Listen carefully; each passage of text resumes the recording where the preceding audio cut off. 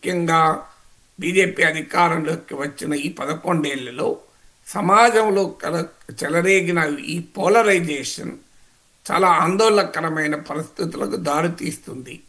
దానివల్లనే ఈ గవాయి పైన దాడి జరిగిందని నేనేం ఆరోపించడం లేదు. కానీ ఈ పోలరైజేషను విద్వేషపూరితమైనటువంటి ఒక క్యాంపెయిన్ ప్రాపగండా ఈ కాలంలో బాగా పెరిగింది. అఫ్కోర్స్ దీనికి సోషల్ మీడియా కూడా ఇదే కాలంలో పెరగడం కూడా కారణం కావచ్చు. కానీ ఒక ఆర్గనైజ్డ్ హేట్, ఇప్పుడు ఎవరైనా ప్రశ్నిస్తే, ఎవరైనా డిఫరెంట్ ఆఫ్ ఒపీనియన్ చెబితే అతను విదేశీ ఏజెంట్ అని, అతను హిందూ వ్యతిరేకని, దేశ వ్యతిరేకని, జాతి వ్యతిరేకని ఇలా పెద్ద ఎత్తున అటాక్ చేయడం అనేది బీజేపీ పరివారానికి అలవాటుగా మారింది. అందువల్ల దీనిపైన ఆఖరికి సుప్రీంకోర్టు కూడా dissent is integral to democracy, ప్రజాస్వామ్యంలో నిరసన తెలపడం దాని సారాంశం లాంటిది అని వ్యాఖ్యానించింది. సో ప్రభుత్వాన్ని ప్రశ్నించడం అంటే దేశాన్ని వ్యతిరేకించడం కాదు అని కూడా సుప్రీంకోర్టు చెప్పాల్సి వచ్చింది. అందువల్ల ఇప్పుడు మోడీని ప్రశ్నిస్తే దేశాన్ని ప్రశ్నించినట్లు, బీజేపీని ప్రశ్నిస్తే దేశాన్ని ప్రశ్నించినట్లు, హిందూయిజాన్ని ప్రశ్నించినట్లు ఈ క్యాంపెయిన్ అంతా నడవడం కూడా ఒక రకమైన టాక్సిక్ అట్మాస్ఫియర్, ఒక విషపూరితమైన వాతావరణాన్ని క్రియేట్ చేస్తుంది.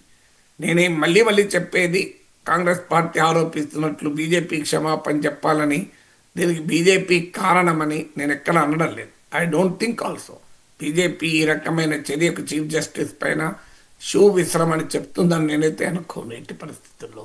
కానీ మనకు అర్థం కావాల్సింది ఏంటంటే, ఒకసారి ఒక వాతావరణం సమాజంలో నెలకొల్పితే ఆ వాతావరణం నుంచి ప్రమాదకరమైన శక్తులు, వ్యక్తులు, ధోరణులు పుట్టుకొస్తాయి. అందువల్ల ఆ వాతావరణాన్ని మొదలు మనము వ్యతిరేకించాలి. ఒక పబ్లిక్ డిస్కోర్స్, జస్టిస్ గవాయ్ వ్యాఖ్యలే కావచ్చు, సుప్రీంకోర్టు తీర్పులే కావచ్చు, మరొకటి కావచ్చు, దానిపైన ఒక రెస్పాన్సిబుల్ బాధ్యతాయుతమైన ఒక హుందాతనంతో కూడిన డిస్కోర్స్ నడపచ్చు, తప్పలేదు. ఈవెన్ జస్టిస్ గవాయ్ చేసిన వ్యాఖ్యలు, చేశాడని చెప్పబడుతున్న వ్యాఖ్యలు నేనే అన్నాను కదా అలా చేసి ఉండాల్సింది కాదు అని. లేదు, ఇంకా కఠినంగా కూడా దాన్ని వ్యాఖ్యానించవచ్చు. కానీ దట్ డజంట్ మీన్ విద్వేషాన్ని రెచ్చగొట్టడం కాదు.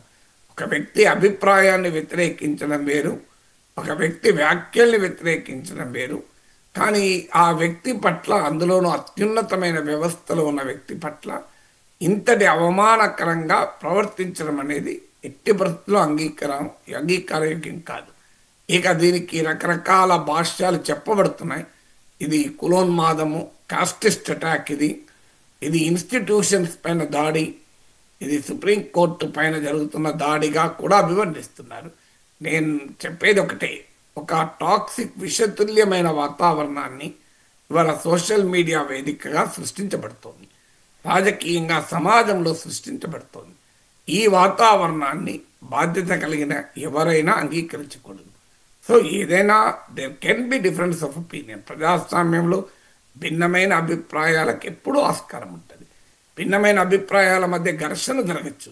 కానీ అనాగరికమైన, మీకు అశ్లీలమైన, అభ్యంతరకరమైన, అసభ్యకరమైన వ్యాఖ్యలకు కానీ చర్యలకు కానీ ఎట్టి పరిస్థితుల్లో మనం అంగీకరించకూడదు. అందుకే నేను అనేది, అధికారంలో ఉన్నవారు షరతులతో కూడిన ఖండన కాదు, నిర్ద్వందంగా దీన్ని ఖండించినప్పుడు మాత్రమే స్ట్రాంగ్ మెసేజ్ పోతుంది. మేము ఈ దాడి జరగడాన్ని ఖండిస్తున్నాం కానీ అని మొదలుపెట్టాను అనుకోండి, ఈ కానీ నుంచే ఉన్మాదులు పుట్టుకొస్తారు. అందువల్ల కానీని తీసేసి మేము దీన్ని ఖండిస్తున్నాం అని చెప్పడం అనేది ఒక అవసరం. ఎందుకంటే జస్టిస్ గవాయ్ తీర్పులు కూడా చూసినా చాలా హుందాతనంతో కూడిన కీలకమైన ప్రతిష్టాత్మకమైన తీర్పులు కూడా చెప్పాడు. సో అందువల్ల ఇది వెరీ సెలబ్రేటెడ్ జడ్జ్, మామూలు జడ్జి కూడా కాదు. మామూలు జడ్జి అయినా కూడా ఈ దాడిని మనం అంగీకరించము. అందులో chief justice of India, it's an attack on the institution of supreme court. Supreme court అనే ఒక వ్యవస్థ పైన దాడి. వాస్తవమైతే ఆ ఉన్మాదికి కఠిన చర్య పడాలి, but supreme court in its own wisdom దీనిపైన కేసు ప్రొసీడ్ కాకూడదు అని భావించింది. ఇక దానికి మనం అభ్యంతరం చెప్పగలిగే వాళ్ళం కాదు. కానీ బట్ డెఫినెట్గా ఇలాంటి ఉన్మాదులు ఎట్టి పరిస్థితుల్లో మనం అంగీకరించకూడదు. రాజకీయ నాయకులపై కూడా మనం చూస్తూ ఉంటాం. ముఖ్యమంత్రుల పైన విసురుతుంటారు. సో ప్రెస్ కాన్ఫరెన్సుల్లో కూడా షూలు విసరడం, ఇది ఏంటంటే అటెన్షన్ సీకింగ్. అంటే సమాజం దృష్టిని, ప్రజల దృష్టిని తన చర్యల ద్వారా పొందాలి అని అనుకునేటువంటి ఉన్మాదపూరిత చర్య. అందువల్ల ఇందులో పెద్ద రాజకీయ కుట్ర దాగి ఉందని నేను అనుకోను. రాజకీయ కుట్ర కన్నా ఆ వ్యక్తి సమాజం మొత్తం దృష్టిని తాను అట్రాక్ట్ చేయాలనేటువంటి ఒక ఆలోచన అయి ఉంటుంది. But it is the product of the toxic culture. విషతుల్యమైన రాజకీయ సంస్కృతి సృష్టిస్తున్నటువంటి బీభత్సంగా దీన్ని చూడాలి.